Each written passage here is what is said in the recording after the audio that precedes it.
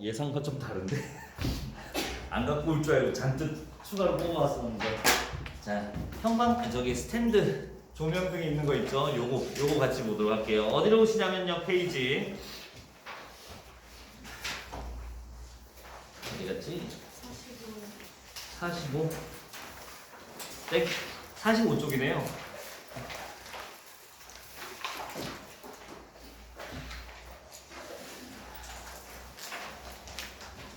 자, 모나리자에 대한 얘기와 가짜뉴스에 대한 질문 두 개였었습니다. 학교에서 근데 나가긴 했나요?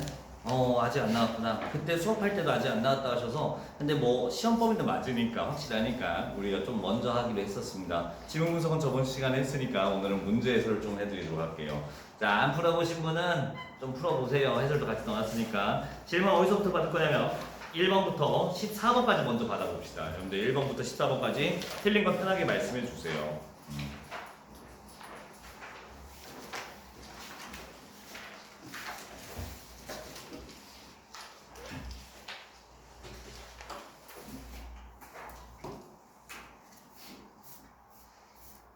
잠깐만. 모나리자만 하고 가짜뉴스는 본문 해석을 안 해드렸는데 생각해보니까 시간이 없어갖고. 그래서 그냥 읽고 문제 해설만 해준다고 했구나. 참. 아이고. 여러분들 잘 읽어보셨어요? 아, 미안하네. 갑자기 가짜뉴스 왜 만든대요? 돈 벌려고요. 돈이 되니까요. 근데 그 돈을 버는 구조 시스템에 대해서도 좀 기억이 나시나요? 가짜뉴스는 기본적으로 사실에 입각할 필요가 없기 때문에 그 생산하는 자가 마음대로 자극적으로 만들 수 있다는 특징이 있죠. 그렇다면 자극적인 걸수록 조회수가 높게 되는 것은 또 사실이고요. 그렇다 보니 조회수에 따라서 광고가 붙어서 광고 수익료가 높아져서 돈을 버는 구조가 이런 식으로 되어 있었어요. 그래서 어떻게 걸러내야 되는지 검증해야 된다. 검증하는 방법 대안 제시 이렇게 나와 있고요. 그거에 대한 실효성 의문 제기, 마지막에는 우리나라에서도 그 도입이 필요하다는 얘기로 마무리가 됩니다. 경각심이 필요하다는 얘기죠. 아유, 여기가 안 돼. 질문 없을까요? 자, 그러면 모나리자까지. 모나리자 문제 그렇게 안 어려웠나? 모나리자는 기법이 잘 나와 있었습니다. 근데 뭐가 중시했냐면 하이퍼텍스트의 특징이 되어 있었고요. 각 추가적인 내가 봤을 때 여기 문제는요. 잠깐만. 아이고 이게 진행이 안 되네. 포즈 한번 볼게요. 아이고.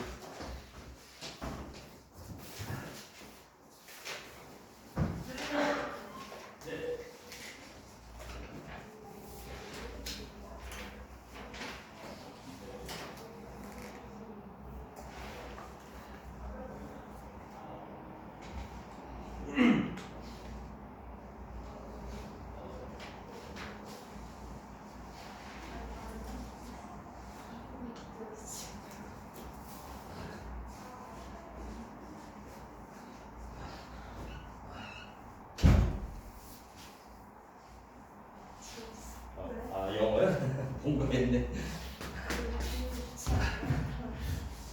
모나리자 글에서는 경계선이 없는 거에 대한 특징 그리고 이제 그리기 기법에 대해서 나와 있었는데 하이퍼텍스트 얘기를 좀 하다 말았네요. 제가 봤을 땐 여기는요 추가적인 자료를 주시고 이게 다른 목차에 어디에 배치되는 게 적절한지 우리 교재 학습 활동에 나와 있는 부분 그 부분을 좀 세심히 보는 게 좀 좋으실 겁니다. 자, 다 질문 그냥 받아볼까요? 뭐 한 세트밖에 없었으니까. 네, 여러분들 59쪽까지 편하게 질문해 주세요. 뭐 그게 많지 않군요. 저번 시간에도 한 3명 풀어왔던 것 같은데 쉬웠나요? 그것보다 그냥 답질 뭐 그냥 다 쉬운 거죠. 예, 뭐 고난도 추론 문제 그런 걸로 구성되지 않기 때문에 알았어요. 요거는 그냥 여러분들이 잘 해결해 보시고요. 못 푸신 분은 수업 시간에서 질문 받기는 어려우니까 겐톡으로 질문하시면 되겠습니다. 자, 그러면 오늘 나갈 걸 나갑시다.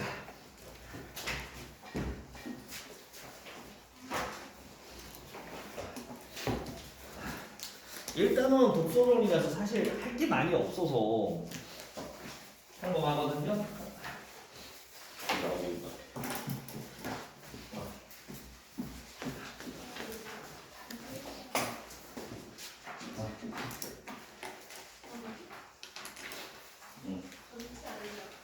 전체 아니라 앞부분만 나왔다고 들었어요. 그래서 오늘 여러분한테 확인을 좀 해야 될 것 같습니다. 자, 일단은 지금 받으셨죠? 요거는 제작할 시간이 너무 부족해갖고 흑백으로 갖고 왔습니다. 1단원이 들어간다고 하신 거예요? 그냥 진도를 나가고만 계신 거예요? 그러면 1단원이 전체가 들어가나요? 아니면 1단원은 총 2가지 중단원으로 되어 있거든요. 첫 번째 것만 잘 됐어요. 알겠습니다. 그럼 자 바로 들어가 보도록 합시다. 교재 페이지 4쪽을 보도록 할게요. 지금 보신 1단원 책 4쪽을 보도록 합시다. 맨 처음에는요 독서에 같이 하고 글의 선택입니다. 그러니까 여기는 2개. 독서론, 글을 읽는 독서론인데 와 대박. 이 독서론이 세상에 난 수능에 나올 줄 몰랐거든요. 이 독서론 파트는 이제 고정되어 있습니다. 수능 문제로. 1번에서 3번 문제가 아이고 우리 일주일에 한 번 보는데 항상 다리가 아파 계셔가지고 독서론은 지금 수능 문제에서 1번에서 3번 문제로 고정되어 있는 영역이라서 옛날하고 달라요. 위상이. 옛날에는 이게 뭐야 싶었는데 이제는 수능에서 좀 꼼꼼히 봐야 되는 영역이 됩니다. 자 그리고 이거 출제된 지 이제 2년밖에 안 됐거든요. 독서론 파트가. 근데 내년에도 나올 거예요. 님들 수능에도 나올 거예요. 근데 이 새로운 유형이 출제될 때는 수능에서 항상 교과서 기본한 문제들이 항상 많습니다. 올해 수능도 예외 없었어요. 아마 올해 여러분들 저번 주 수능 혹시 풀어보신 분 있으세요? 그런 취미는 없죠 여러분들한테. 내년에 잘 해보고요. 등급 컷이 많이 오른 건 알고 있지. 90점 정확하게는 아직 안 나왔는데 엄밀 선택했을 때 90점 정도로 보더라고요 1컷이. 맨날 83 막 이러고 있다가 90점이면 쉬워졌는데 나중에 풀어보시면 알 테지만 훨씬 쉬워졌어요. 훨씬 쉬워졌어요. 그래서 아마 여러분들이 학습 부담은 조금 더 줄었을 겁니다. 뭐 어찌됐든 자 4쪽에 있는 이론 위주로 좀 보도록 할게요. 뭘 챙겨야 되는지. 밑줄 위주로 보겠습니다. 위에 저기 할아버지로 나오는 건 넘어가고요. 네모 1번 되어 있는 거 보실래요? 중간에 네모 1번 독서의 의미와 가치입니다. 자 여기는 독서론, 독서가 왜 필요한지와 어떻게 읽어야 되는지에 대한 설명이 있어요. 조금 유치하긴 한데 그래도 우리가 좀 겸손한 마음을 읽어볼게요. 자 읽어볼게. 인간은 왜 독서를 하고 또 해야 하는가? 독서란 말 그대로 글을 읽는 행위이며 글은 자 여기요. 잘 봐주세요. 시공간적으로 떨어진 필자와 독자가 의사소통의 수단, 매개물. 되게 중요한 말이에요. 뭐랑 차이점이냐? 대화와의 차이점이에요. 글만 갖고 있는 특성이에요. 여러분들 대화가 이루어지려면 기본적으로 원칙적으로 시간을 공유해야 되는 거 맞나요? 맞아요. 시간이 공유되어야 같은 시간에 존재해야 대화가 성립해요. 근데 이 독서라는 거는 시간 공유가 필요가 없죠. 다른 말로는 여기 말처럼 시간 제약이 없습니다. 공간도 마찬가지예요. 우리가 제가 수업이 이루어지고 있는 이유는 여러분들이 제 앞에서 제 말을 듣고 있기 때문에 그렇거든요. 다만 독서는 그럴 필요가 없죠. 글은 공간적 제약도 뛰어넘을 수 있다. 자, 이 얘기는 대화의 차이점으로 인식해 주시면 되세요. 계속 가볼게요. 그럼 미안. 거기 계세요. 그래서 우리 4쪽 보고 있어. 자 계속 읽어볼게요. 그러므로 독서란 서로 다른 개인과 집단, 지역과 시대가 만나 서로의 지식과 지혜, 삶의 문화를 주고받는 행위인 것이다. 네 그래요. 시공간 제약을 받지 않는다는 뜻입니다. 자 그 다음 갈게요. 이러한 독서를 통해 인간은 개인의 성장과 사회의 발전. 자 여기서는 뭐가 나올 만하냐면요. 개인적 차원의 독서인가 아니면 사회적 차원의 독서인가 이 두 개 구분하는 것도 나름 기출에 있긴 합니다. 무슨 말이냐? 독서 활동으로 얻을 수 있는 효용이 개인을 위한 개인에 국한되어 있는 패턴인가 아니면 사회 공동체에 이바지하는 것인가를 구분하는 문제. 오늘 문제 과제에 넣어놨으니까 풀어보시면 딱 볼만합니다. 얘도 나오긴 나오니까 나중에 풀어봅시다. 자, 그 다음 계속 읽어볼게요. 개인적 차원에서 독서의 효용을 먼저 말해주네요. 읽어볼게. 개인적으로 사람들은 글 읽기를 통해 세상에 대한 지식 획득, 논리적이고 창의적인 사고를 갖추게 되고요. 논리적, 창의력, 사고력. 인간의 삶을 이해하고 풍부한 정서와 바람직한 가치관 형성. 대처 딱 읽어도 개인적인 차원에서의 효용인 거 느껴질 거예요. 근데 사회적 차원을 한번 보도록 할까요? 사회적으로 사람들은 독서를 통해 여기 잘 봐봐. 공동체의 사고와 문화를 공유함으로써 집단의 정체성 확보. 자, 이 문장은 조금 주목을 할 필요가 있습니다. 공동체 사고력 항상 그딴 게 아니야. 공동체 사고 문화를 이 독서를 통해 공유가 핵심입니다. 공유할 수 있어요. 그러면 공유함으로써 이게 먼저 있었던 일 원인, 그 다음에 나타난 결과가 정체성 확보입니다. 이 독서가 공동체가 어떤 집단인지, 이 사회 집단 공동체가 무슨 목적을 위해 뭉쳤는지가 바로 이걸 통해서, 독서 활동을 통해서도 형성될 수 있다는, 이거 되게 엄청난 말이에요.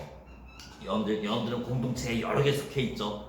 그 중에 제일 큰 공동체는 아무래도 뭐 인간 이런 거 빼고, 지구인 빼고 한국인이라고 좀 설정할 수 있을 거예요. 이거 우리가 인간이 하고 싶어서 하는 거거든요. 이 사회를 형성한 거는. 근데 우리가 한국 사회로서요, 왜 이렇게 집단을 형성했는가라고 한다면 독서를 통해서 가능하다는 거예요. 무슨 말이냐? 여러분들 독서하면 뭘 읽을 수 있냐? 지금 시대를 뛰어넘는 글이라고 얘기하고 있으니까 옛날 뭐 독립운동가들의 시나 소설을 읽을 수 있을 거예요. 그쵸? 그렇다면 이 민족이 왜 존재하려 되고 어떻게 성립되게 됐는지를 글을 통해 이해할 수 있게 됐죠. 이건 뭡니까? 결국에는 공동체의 집단의 정체성을 형성할 수 있는 거죠. 자, 조금 더 오버해볼까요? 단군 신화라든지 우리 건국 신화들도 우리가 문학작품에서 공부하게 됩니다. 뭐 독서에서 공부하기도 하고요. 그걸 읽음으로써 우리가 같은 민족이라는 거에 대한 공동체적 동질감, 유대감도 형성하게 됩니다. 다 정체성 형성이에요. 자, 집단하고 개인 구분하는 거 여러분들 충분히 하실 수 있을 겁니다. 좀만 더 해볼게요. 자, 정체성을 확보하는 한편 시공간의 제약을 뛰어넘어 각 공동체 문명을 주고받으면서, 자, 여기네요. 인류 전체의 문명 문화 발전. 네, 당연히 독서 활동을 통해 과거 시대의 문명을 우리가 계승해서 발전시킬 수 있기 때문에 문화와 문명을 발전시킬 수 있다. 당연한 얘기였습니다. 사회적 차원이라는 걸 기억해 주세요. 내려갈게요. 네모 2번은 글 골라 읽기. 네, 어떤 글을 읽어야 되는지 대한 설명입니다. 그리고 여기가 지금 수능에 추가된 영역이에요. 야, 독서로 좀 풀어본 사람 없냐? 지금 2년치 기출, 3년치 기출인데 풀어봤어요 기출? 어때요 문제가? 어려워 쉬워 일단? 한 번도 안 틀렸어요. 안 해봤구만. 네, 한 번도 안 틀렸어요. 한 번도 안 틀렸다고? 맞아요. 안 틀려요. 쉬워요. 왜? 처음 나오는 유형이라서 교과서 내용 위주로 되어 있어요 지문이. 신기하죠. 수능에서 교과서 내용이 나와요. 이쪽 영역이거든요. 그래서 한번 재밌게 한번 보도록 합시다. 안 틀려 웬만하면. 아마 한 3, 4년 뒤에는 조금씩 어려워질 건데 지금은 어렵게 되기 힘든 영역이야. 좋은 거야 우리한테는. 읽어볼게요. 그렇다면 어떤 책을 읽어야 할까? 계속 가볼게. 가장 먼저 고려해야 하는 것은 독서의 목적. 쉬워요. 목적 고려. 넘어갈게. 독서의 목적은 다양하지만 크게 실용적 목적과 교양 및 여가를 위한 목적을 나눠볼 수 있다. 됐네요. 여기서 구분해야 되는 건 두 개. 실용 목적인지 교양 여가인지 역시 어렵지 않게 캐치할 수 있을 겁니다. 자, 오른쪽으로 넘어가면 설명이 되어 있습니다. 실용적 목적의 독서에는 일상생활에서 부딪히는 여러 가지 문제를 해결하기 위한 독서. 자, 일상생활에서의 문제 해결을 위한 독서. 그 다음 다른 사람들과의 관계 형성을 하고 유지하기 위한 독서. 이게 뭐냐면 다른 말로 친교를 위한 글이라고도 해요. 자, 그러면 여러분들이 카톡에다가 쓰는 말 뭐해? 이게 여기 들어가는 거예요. 관계 형성. 카톡글도 다 글이야. 그 다음 학업 성취를 위한 독서. 네, 님들 하고 있네요 지금. 네, 그것들이 실용적 독서구나. 실용적 목적. 이처럼 실용적 목적이 뚜렷한 경우에는 대체로 읽을 글의 범위가 제한되기 마련이어서 실용적 글이라는 게 제한되는 특성을 갖는구나. 오셨어요. 빨리 와서 이거 가져가 현주야.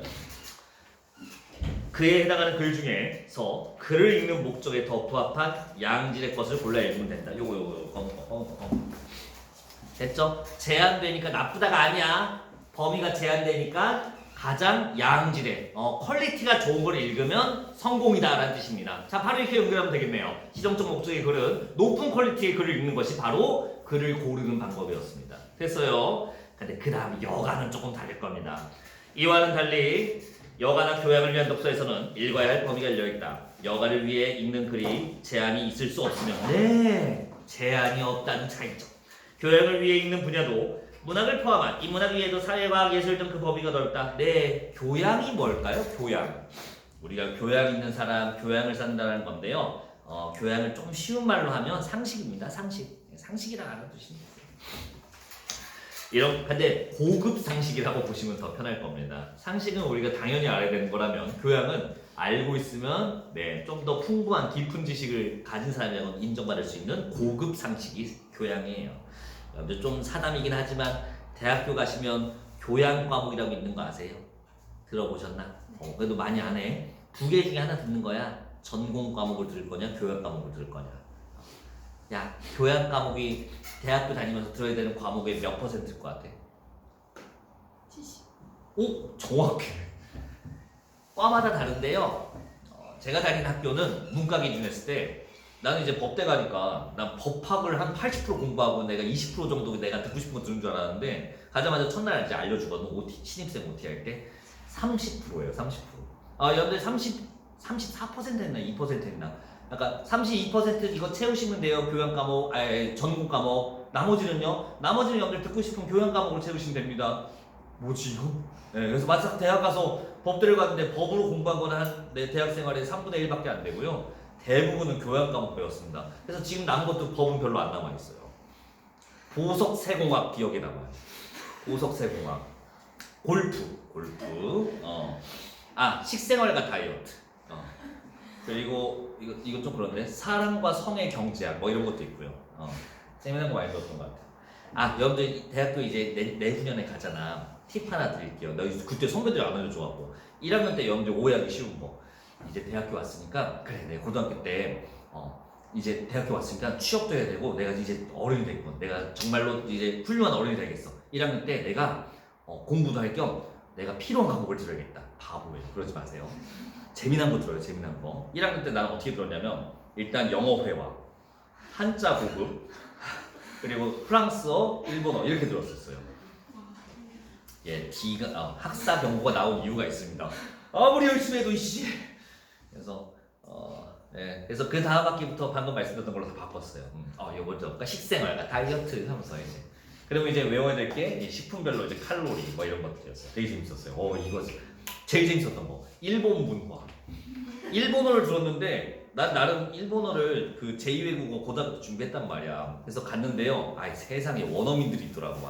치사하게 이미 덕후들이 덕력들이 충만하신 분들이 딱 봐도 공기가 달라요. 이거 뭐지 여기 하면서 그 교수님이 수업을 하는데 다 대충 들어. 그래서 다 아는 눈치야. 이런 막 이거 단어 외우셔야 되는데 다 하고 말아요. 뭐지 나는 막 외우고 있는데 막 표파쇼가 막 외우고 있는데 막 얘들한테 기본인 거예요.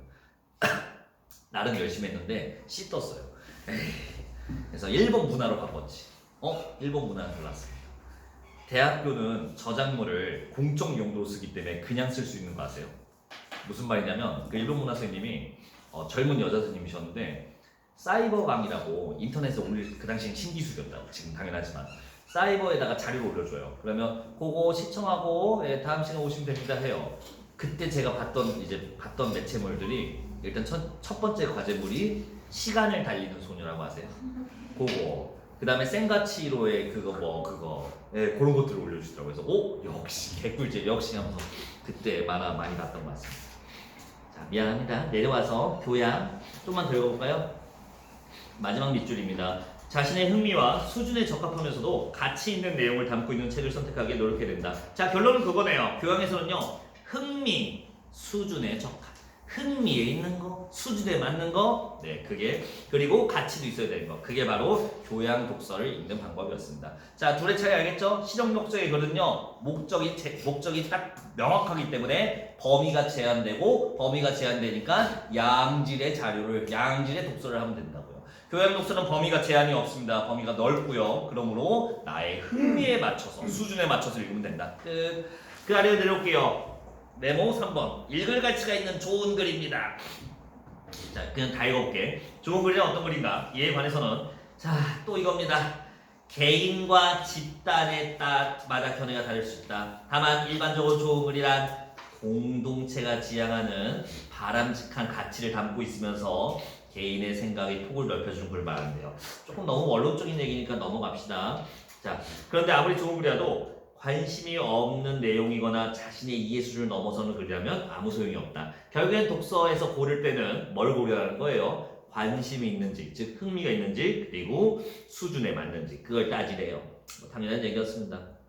계속할게. 따라서 읽을 글을 고를 때에는 제목이나 목차, 머릿말, 표지 등에 제시된 내용 등을 살피거나 그 글을 쓴 필자에 관한 정보 또는 그 글에 관해 선행 독자가 남겨놓은 비평문이나 독후감들을 고려하여 자기 수준에 맞는지 어떻게 자기가 흥미가 있고 수준이 있는지를 확인하기 위해서는 저기 나열되어 있는 것들을 고려해서 선택하면 된대요.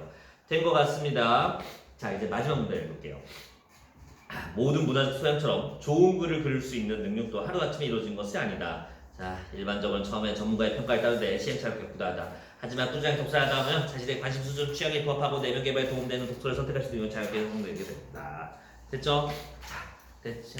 별거 없습니다. 여기서 기억해야 되는 건 두 개예요. 아까 처음에 봤던 개인 성장을 개인적 차원에서의 독서 효용과 사회적 차원의 독서 효용 부분, 그리고 실용적 목적의 독서와 교양 여가를 위한 글 목적에 따른 특성 차이, 이렇게 알아주시면 되겠습니다. 넘어가도록 할게요. 독서론으로 가고 갑시다. 학교에서 다 나갔죠? 미안합니다. 나 포함하면 더 풀고 있다. 미치겠네 이거. 노트 하나 보세요. 아야.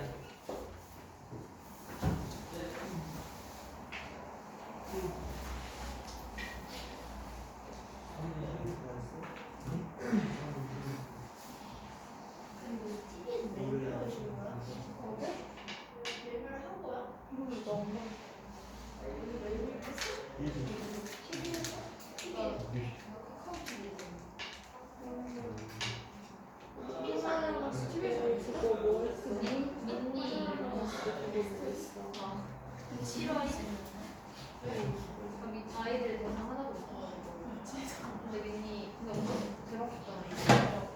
근데 하나도 안 줘가지고 이거 되게 싫어해서 지금 삭제했어.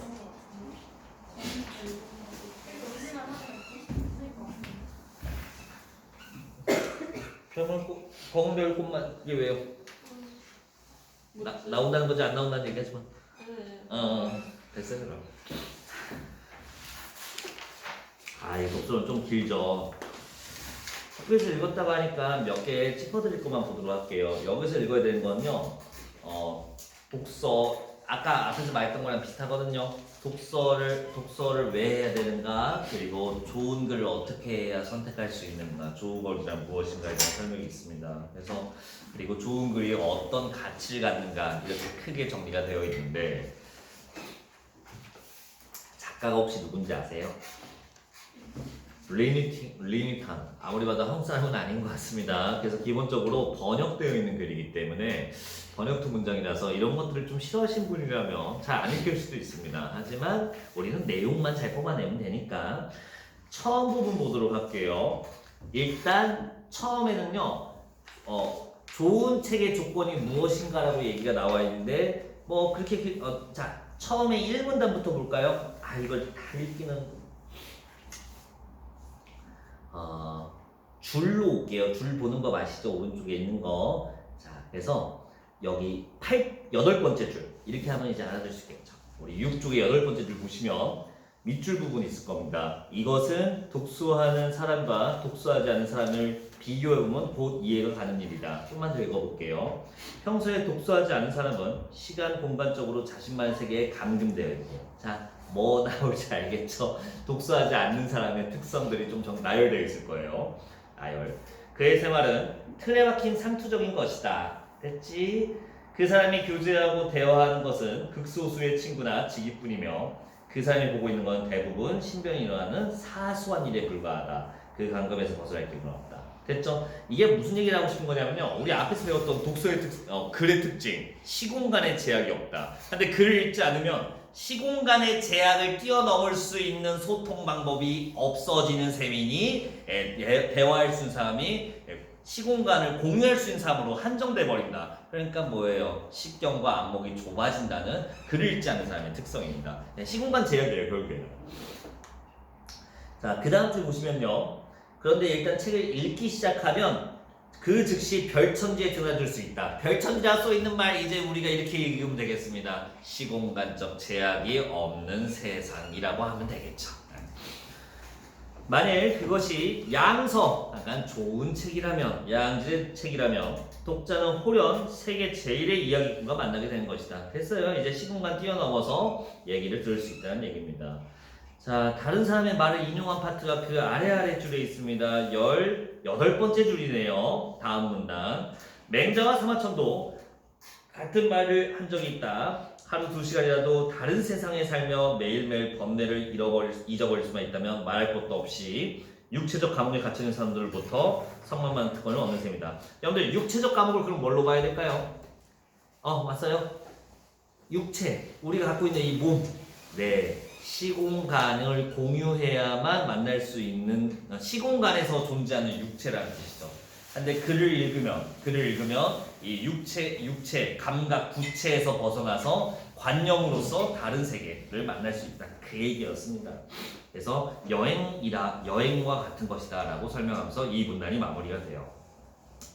자, 그리고 다음은요.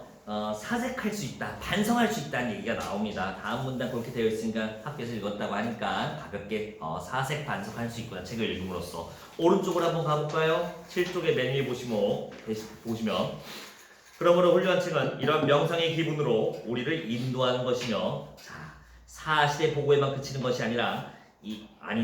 이 점에서 말하면 신문을 읽느라고 소비한 막대한 시간을 독서의 시간이라고 할 수 없다고 나는 생각한다. 자, 이제 물어볼게요. 신문 읽는 거는 왜 독서라고 안 합니까? 맞습니다. 정보 보고밖에 없어서, 정보의 전달밖에 없어서, 뭐가 없어서? 명상의 기분으로 인도함이 없어서. 명상이라 하니까 뭔가 이상해 보이는데 아까 앞에서 말했던 사색과 성찰, 반성을 의미하는 겁니다. 신문은 그걸 할 수 없게 하는 그런 건 없는 정보만 전달하는 거기 때문에 독서라고 안 한다라고 하고 되어 있네요. 자, 그 다음 문장에 써 있었죠. 왜냐하면 일반적으로 신문 독자는 명상적 가치가 없는 사건 보도 주로 접하게 써져 있었습니다.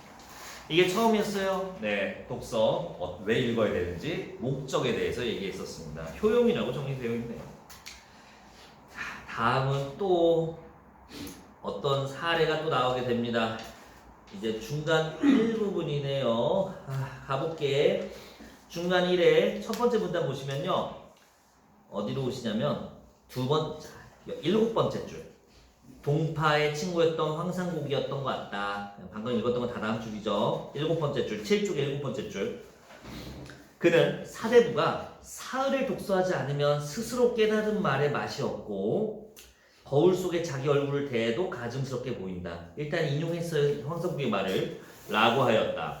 독서는 독서하는 인물에게 매력과 품격을 주는 것으로 독서의 목적은 이것뿐이며 이 점을 노리는 독서의 말로 진정한 예술이라 볼 수 있다는 것이다. 조심하셔야 돼요. 황산곡이 생각한 겁니다. 이거 물론 이제 독자도 글쓰기도 어느 정도 일부 동의하기 때문에 갖고 온 거지. 여기서 낚시가 뭐겠어요? 이 글의 주제는 매력과 품격을 주는 것으로 독서의 목적을 한정한다? 아니요, 이거는 황산곡 씨의 얘기입니다. 조심하셔야 돼요.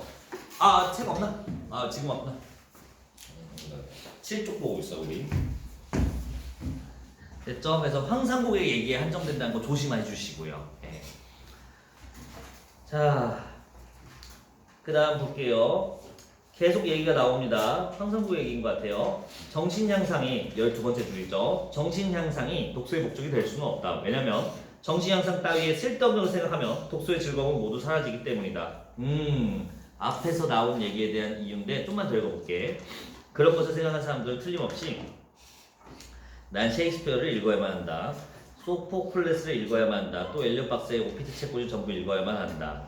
읽어야만 한다. 읽어야 한다. 약간 내가 재밌어서 읽고 싶다가 아니라는 거에 주목하시면 됩니다. 예, 의무적으로 행하는 독서에 대한 얘기를 하고 있어요. 계속 읽어볼게. 읽어서 지식을 넓혀야 한다. 라고 혼자 중얼거리는 사람이다. 이런 사람의 학식은 결코 깊어지지 않는다. 하룻밤중 그는 자신에게 채찍질하여 햄릿을 읽는다. 그리고 마치 악몽에서 깨어난 것 같은 모습으로 그는 나온다. 그러나 얻은 것은 단지 햄릿을 읽었다 라고 말할 수 있다는 것 뿐이다. 됐을까요? 그래서 아까 말했던 단순한 자료를 읽는 거에 불과하다. 아까 앞문단에서 초원 부분에 나왔었던 사색하지 명상으로 인도하지 못하는 독서랑 같은 패턴인 얘기인 겁니다. 의무감이 글을 읽는 것도 명상으로 인도하는 것이 아니기 때문에 신문 읽기와 다를 바가 없다. 단순 정보 캐치랑 크게 다를 바가 없이 의미 없는 독서다라는 얘기인 거고. 이제 어디로 오시냐면요. 23번째 줄 올게요. 23번째 줄. 상상곡에 따르면 독서의 목적을 인정할 만한 것은 인간의 용모의 매력을 더하고 그 담화에 풍미를 주는 것밖에 없다. 황상복이 생각했던 아까 그 얘기죠. 인물에게 매력과 품격을 주는 것 같은 말이에요. 용모의 매력을 더하고 담화에 풍미를 주는 것 같은 말. 황상복의 계속 얘기 생각이죠. 그러나 용모의 매력이라고 해도 단순한 미모와는 다르다. 약간 겉으로 드러나는 외향적 미모 그 얘기가 아닌가 봐요. 뭔가 다른 게 있나 봐. 황상복이 말하는 볼송사는 풍물한 육체적인 추함이 아니다. 내 구체, 감각 그게 아니라 내 얘기하려다 갑자기 기침 나오네. 추해도 매력이 있는 얼굴이 있거니와 아름다워도 전혀 멋이 없는 얼굴도 있다. 나의 중국인 친구 중에 머리 모양 폭탄 같은 사내가 있는데 그는 언제 보아도 호감이 간다. 자, 여기서 말하는 외모는 겉으로 드러나는 감각할 수 있는 외형이 아니라 무언가 다른 내면적인 외모를 말하는 것 같습니다. 근데 지금 친구 예시를 든 거 보니까요. 호감이 간다라고 한 거 보니까 느낌, 분위기를 말하고 있는 것 같아요. 독서는 외형적 외모가 아닌 내면적 외모, 즉 분위기나 느낌에 대해서 더함을 준다라고 해석해 주시면 되겠습니다.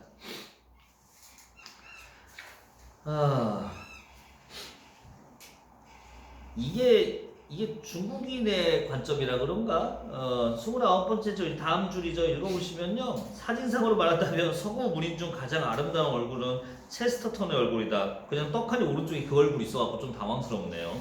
여러분들은 어떻게 생각하는지 모르겠습니다. 근데 어떻게 잘생겼냐고 말하냐면 이렇게 말해요. 콧수염과 안경과 제법 텁스룩한 눈썹과 주름 잡힌 미간, 선 등이 악마처럼 어우러져 있다. 이 모습을 본 사람은 그의 이마 속에 숱한 사상이 약동하고 있으며 묘하게 사람을 쏘아보는 눈이 언제든지 튀어나올 듯한 느낌을 계속 매혹묘사하고 있네요. 계속 넘어갑시다. 받는다. 이런 형이 황상복이 좋아하는 얼굴이다.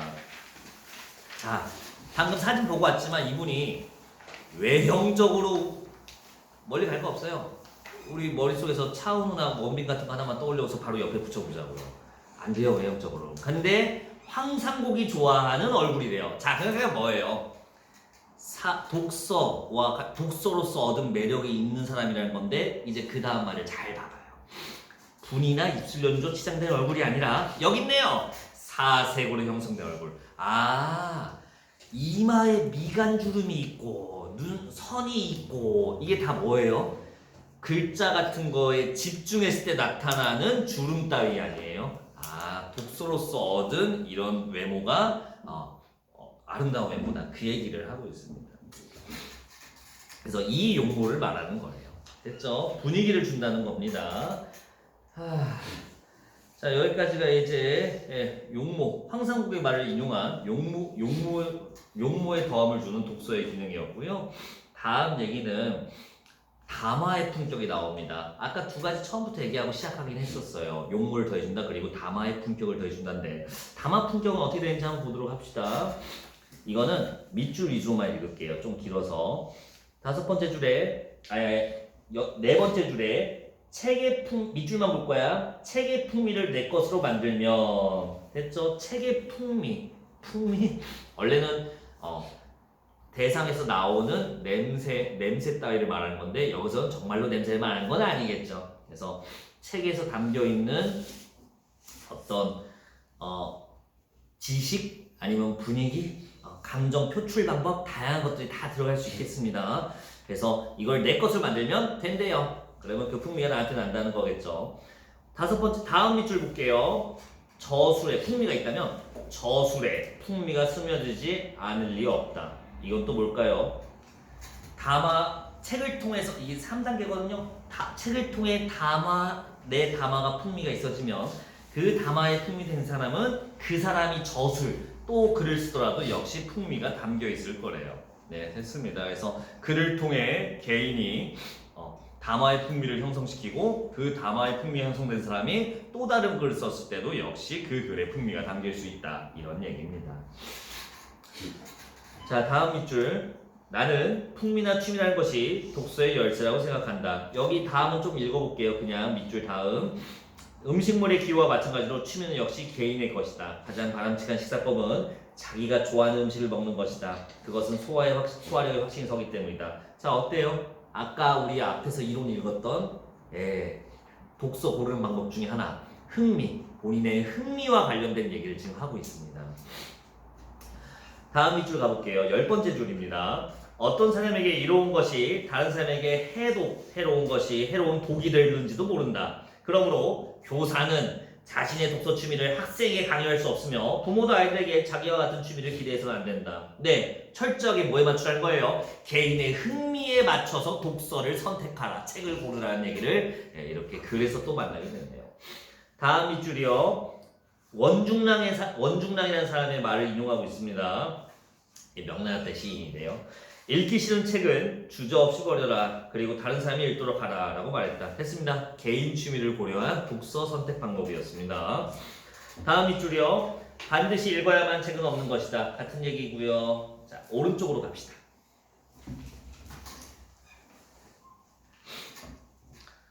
다음 밑줄 볼까요? 네 번째 줄이에요. 9쪽의 네 번째 줄. 거의 끝났어요. 다만 어떤 사람이 어느 때 어느 장소에서 어떤 사정하에서 생애에 어느 시기에 읽어야 할 책이 있을 뿐이다. 자, 이거는요. 무슨 말이냐면요. 상황에 따라 약간 핵심은 이거예요. 개인의 상황에 따라서 맞춰서 책을 읽어라. 그러니까 앞에 얘기랑 모순된 얘기가 아니에요. 개인의 흥미, 취미에 맞추라는 거는 같은 말로는 개인의 상황에서 지금 떠오를 수 있는 것들이라는 뜻이기 때문에 모순되는 말이 아닙니다. 그래서 같이 함께 공존할 수 있는 이론이었어요. 다음 밑줄 가겠습니다. 사상과 체험이 걸작을 읽을 정도가 되지 않았을 때 걸작을 읽으면 나쁜 뒷말만 읽을 뿐이다. 네, 이거는 수준에 대한 얘기인 거 보이세요? 우리 앞에서 흥미 수준 고려해서 독서 설정하자 했잖아. 이번에는 수준에 대한 얘기입니다. 정도가 되지 않았을 때 걸작을 읽으면 나쁜 뒷말이 납니다. 공자는 50세에 주역을 읽으면 큰 허물이 없어질 것이다 라고 말하였다. 즉 45세에 읽어서는 안 된다는 것이다. 왜? 아직 그걸 이야기의 수준이 되지 않았기 때문에. 그래서 수준이 되은 다음에 읽어라 그 얘기고요. 자, 이제 다음 밑줄 가볼게요. 11번째 줄 밑줄 가볼게요. 같은 독자, 같은 책이라도 읽는 시기가 다르면 다른 풍미로 맛볼 수 있다. 이것도 비슷한 얘기거든요. 이건 계속 읽어볼게. 이를테면 저자와 직접 이야기를 나눈 후나 저자를 사진으로 본 뒤에 읽으면 책의 재미는 한층 깊고 저자와의 교분을 끊은 뒤에 읽으면 또 다른 맛이다. 그러므로 양서는 2번 읽으면 얻는 바도 크거니와 재미 또한 새롭다. 이건 좀 독특한 얘기네요. 시기에 따라 역시 독서에서 얻을 수 있는 느낌이 다르다는 거니까 시기마다도 차이가 있을 수 있다. 조건들은 나와 있었고요. 자, 이제 거의 끝나갔습니다. 이제 마지막 볼게요. 자, 이것도 밑줄 위주로 볼게. 중간 3번이죠. 저자와 독자의 두 가지 변에서 성립되는 행위래요. 독서는 저자, 독자, 당연하죠. 글쓴이와 독자 둘 사이에서 일어나는 행위인데 진실로 얻는 바는 독자 자신의 통찰과 체험을 통해 얻는 것과 저자의 통찰 체험으로 주어지는 것 두 가지가 있다. 자, 두 개 구분되실까요? 독자 자신이 통찰과 체험을 통해 얻는 것 그리고 저자의 통찰 체험으로 주어지는 것 두 개래요. 이게 무슨 말일까요? 다음 줄 한번 와보세요. 다음 장 마무리한 장 10쪽 와보세요. 밑줄 볼게. 첫 줄. 노노의 독자는 어디에나 있다. 자, 근데 어떤 자는 다 읽어도 감감하고 어떤 자는 한두 줄에 환희하고 또 어떤 자는 저도 모르게 손뼉을 치고 춤을 추며 크게 기뻐.